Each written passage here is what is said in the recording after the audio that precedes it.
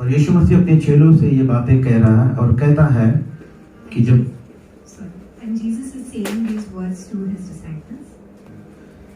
जब उसने भोजन करने के लिए अपने चेलों के साथ बैठा तो उसने एक रोटी ली और उसे तोड़ते हुए अपने चेलों को देते हुए उन्होंने कहा कि ये जो है मेरा शरीर है और जब कभी तुम इसे लेते हो तो मुझे स्मरण करो, यानी कि मुझे याद करो, क्योंकि ये तुम्हारे लिए, तुम्हारे पापों के लिए तोड़ा जाता है।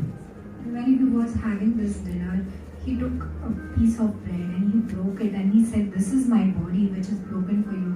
So do this in remembrance of me." इसी प्रकार जो है वो एक कटोरे में तो दाखरस को लेता है और वो अपने चेलों को देते हुए इसी प्रकार कहता है कि ये मेरी लहू का नया वाचा है जो तुम्हारे लिए बहाया जाता है, कि सारे लोगों के गुनाह के लिए बहाया जाता है। And in the same manner, he also takes the cup in which there was grape juice and says, "This is my blood, which is of the new covenant.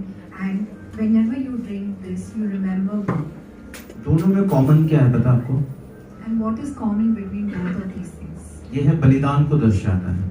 This signifies sacrifice. यीशु मसीह मरे नहीं है अब, Jesus has not died. लेकिन यीशु मसीह बता रहे हैं कि आगे क्या होने वाला है। Jesus is telling them what was going to happen. तो यीशु मसीह कहते हैं कि जब भी तुम ये करोगे तो मेरे स्मरण में, मेरे याद में किया करो। So that's why he's saying that whenever you do this, you remember what I have done. क्योंकि ये तुम्हारे लिए एक नई वाचा है। Because this is the new covenant that I have. अब नई वाचा के बारे में अगर हम सुनते हैं तो इसका मतलब कोई पुरानी भी वाचा है। If we are hearing about a new covenant, that means there is an old covenant. तो पुरानी वाचा क्या है? What is the old covenant? जैसे हम ओल्ड टेस्टमेंट में देखते हैं जब कोई गुनाह करता था तो लोग जो है एक जानवरों को मारकर उसके लहू को लाते थे और वो उनके पापों को ढांप देता था।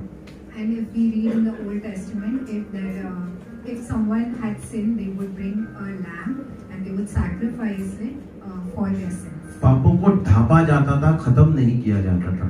And the blood of the lamb would cover their sins. It would not remove their sins. इसका मतलब पाप अभी भी वहाँ पर स्थिर है। The sin was still there.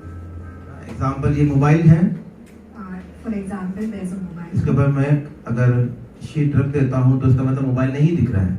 So if I keep a sheet over it, that means I cannot see the phone. तो इसका मतलब क्या मोबाइल नहीं है नीचे?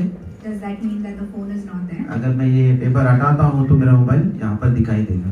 If I remove that paper or that covering, that phone is still there. तो बिल्कुल इसी तरीके से जो जानवर का लहू काम करता था।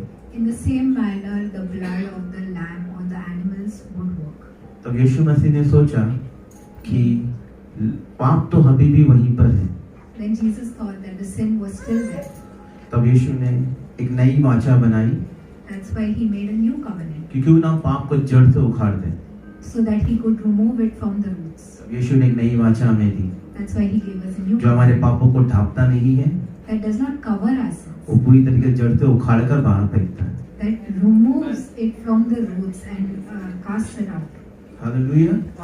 जब भी हम ये प्रभु भोज में पार्टिसिपेट करते हैं ना, So whenever we take part in the bread and cup, उसके बलिदान को याद करना बहुत जरूरी है। it's very important to क्योंकि remember जब his तक sacrifice. आप उसे अपने नजरों के सामने नहीं लाओगे, Because until you don't bring him in front of your eyes, ये व्यर्थ होगा, it will be of no use. इसका कोई मायने नहीं होगा। There is no importance ये of बहुत this. पावरफुल है, This is very powerful. लेकिन जब तक आप सही तरीके से नहीं करोगे But if you don't do it in the right कोई manner, यूज नहीं होगा। there is no तो benefit. सबसे पहले हमें क्या करना है? अपने गुनाह को मानना है, So the first thing we have to do is we have to confess our sins. क्योंकि 1 यूहन्ना 1:9 कहता है Because 1 John says, यदि कोई अपने गुनाहों को मान लेता है, if we confess our sins पश्चाताप करता है, and we ask for तो forgiveness, परमेश्वर विश्वास योग्य है then Jesus Christ is faithful to forgive our sins. कि उनके सारे गुनाहों को माफ करता है, उनके अधर्मों को शुद्ध करता है।